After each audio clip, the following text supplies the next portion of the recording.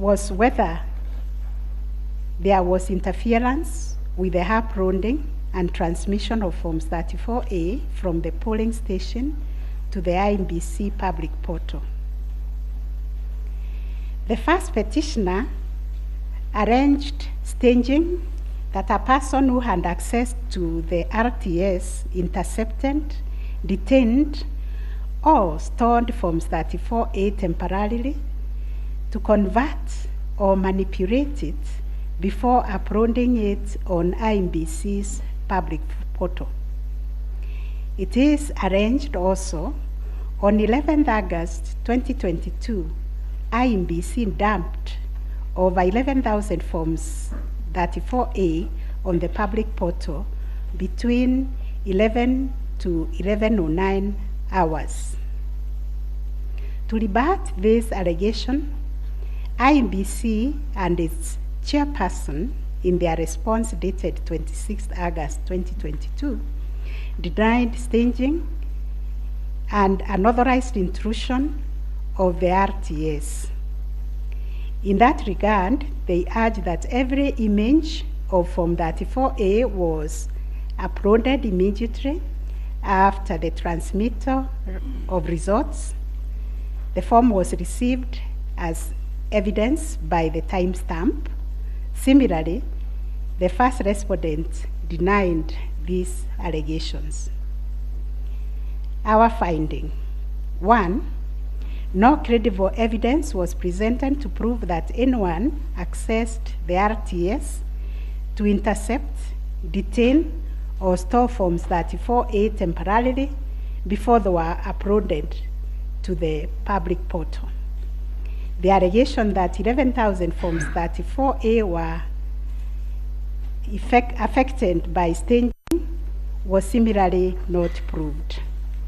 2, the allegation that INBC, its officials and strangers used a tool to tamper with the Forms 34A before converting them to the portable document format, that is PDF, that eventually appeared on the public portal, was sufficiently explained when INBC demonstrated how KIMS captured and transmitted the image of Form 34A.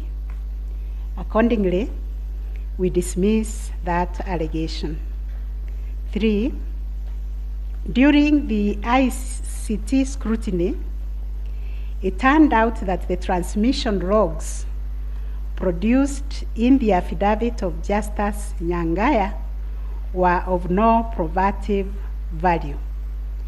The registrar's report shows that the original Forms 34A from the contestant polling stations, which were allegedly intercepted, were exactly the same as those on the public portal, and the certified copies that were presented to this court pursuant to the provisions of Section 12 of this Supreme Court Act 2011. 4, regarding the allegation that the integrity of the public portal was compromised, this was disproved by evidence of consistent attributes such as unique timestamps, uniform PDF conversions at the polling stations, correct polling station mapping, and consistent KIMS reporting from verification to transmission of results. 6, the RTS was configured on a virtual platform network, VPN, and the SIM cards locked to a specific polling station. The server was also configured to accept results only from authorized and properly mapped KIMS kits.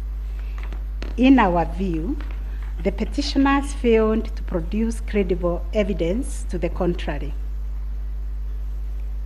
7, a review of some of the logs presented as evidence of staging showed that they were either from logs arising from the 2017 presidential election or were outright forgeries. In our considered view, there was no evidence of a man in the middle server configured to the IEBC's VPN network, and no evidence was produced to show that the chairperson of IEBC and staff were part of the arranged conspiracy to stage the transmission process.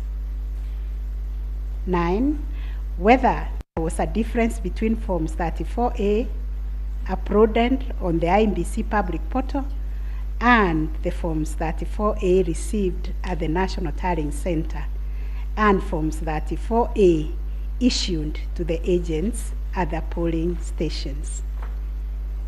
On this issue, the first petitioner's case was that there was deliberate manipulation and tampering with Forms 34A, as demonstrated in the affidavits, to the effect that votes were being deducted from the first petitioner and being added to the first respondent.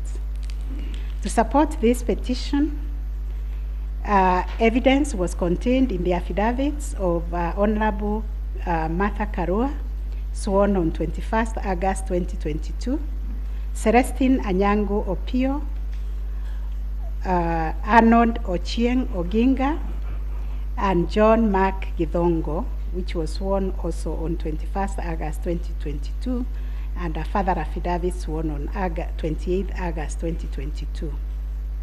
Dr. Nyangasi also swore an affidavit on 21st August 2022, and so was Martin Papa, to support that allegation of handing and subtraction of votes.